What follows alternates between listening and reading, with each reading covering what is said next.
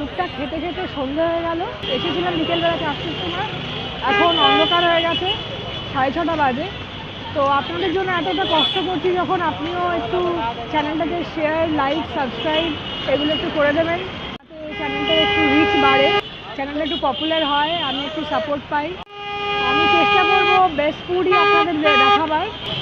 এসে গেছি চাটের দোকানটায়, এখানকার যে ফেমাস চাটের দোকানটা, রাম মন্দিরের অপোজিটে সেন্ট জেভিয়ার্স কলেজের গলিতে যেই ফেমাস চাটের দোকানটা, ওখানে চাটটা খাবো। খুব ভিড়, দেখতেই পাচ্ছি, কতক্ষণে পাবো জানি না। তো দেখি এখানকার স্পেশাল চাট কোনটা, সেটাই খাবো। প্রচণ্ড ভিড় দেখুন। রাঁচির প্রত্যেকটাই ভালো খাবারের ডেস্টিনেশনে প্রচুর ভিড়। বিকেলবেলা তাও একটু হালকা ছিল, কিন্তু এখন তো আর দাঁড়াবারও জায়গা নেই, তাও ভিড় ঠেলে ওর মধ্যে ঢুকে আমি একটু মেনু কার্ডটা দেখে কি কি পাওয়া যায় একটু সার্ভে করে নিলাম। বিকেলবেলা যাওয়ার সময় দেখে গিয়েছিলাম এই রামু চাট সেন্টার, ফেরার সময় খাবো সেটা ডিসাইডেডই ছিল, কেননা আমার মাসির ফ্ল্যাটের পাশে এক নেবার আমাকে রেকমেন্ড করেছিল এখানকার চাট নাকি অসম। প্রচন্ড ভিড় এখানেও।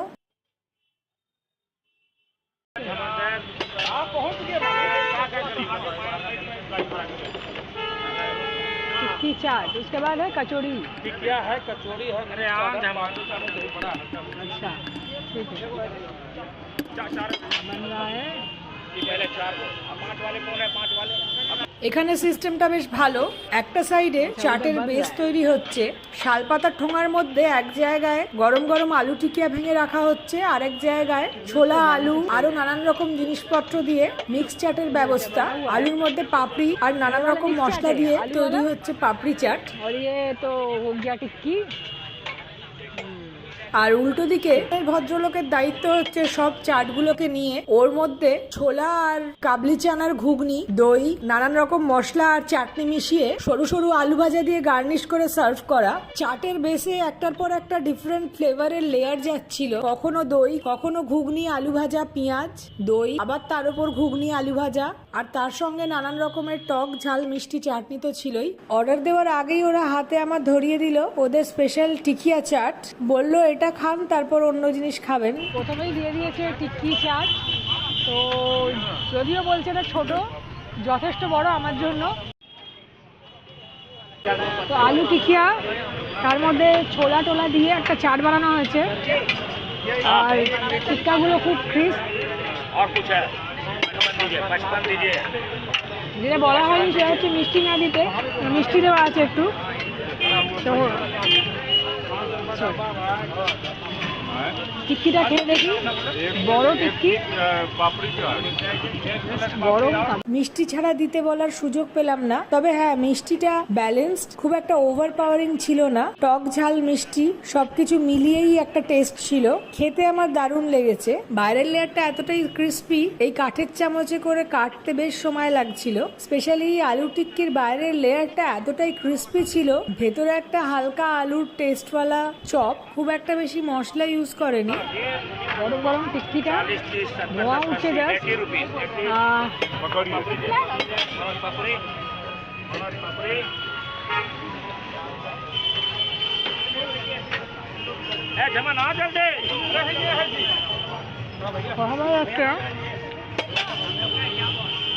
কিন্তু মানে টিক্কিটা অসাধারণ, এত ক্রিস্পি, আলুটা হালকা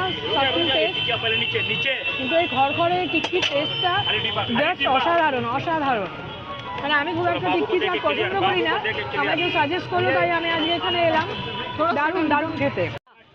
अभी वेब कीजिए, आप है ओनर ना? बढ़िया है, एकदम बढ़िया है। हमको मेरा नेबर ने बोला था कि यहाँ आके ये ट्राई करने के लिए। নিমেষের মধ্যে একটার পর একটা চাট রেডি হচ্ছে আর সার্ভ করা হচ্ছে। 1 মিনিটে প্রায় 10টা চাট বেরিয়ে গেল। দহি বড়া, পাপড়ি চাট, মিক্স চাট, আর আমি যেটা খেলাম টিকিয়া চাট। তবে মিক্স চাটে বেশ অনেকগুলো লেয়ার ছিল, দেখে বেশ লোভ হচ্ছিল, কিন্তু এত কিছু খাওয়ার পর আর পেটে জায়গা ছিল না। কিন্তু পাশের লিট্টির দোকানটাও আমাকে আবার হাতছানি দিয়ে ডাকছিল, তাই একটু জায়গা বাঁচিয়ে রাখলাম।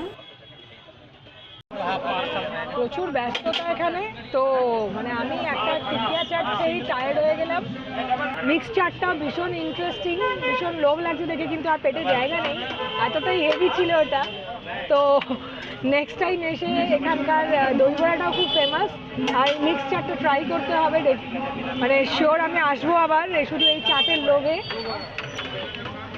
এত ক্রিসপি টিক্কি আমি আগে কখনো খাইনি।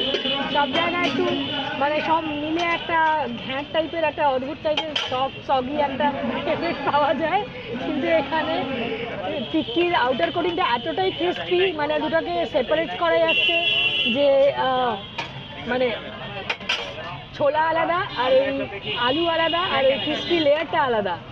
সেই জিনিসটা এটার মানে বলতে পারেন এটা ইউএসবি। আসুন, টেস্ট করুন, বেশ টেস্টি।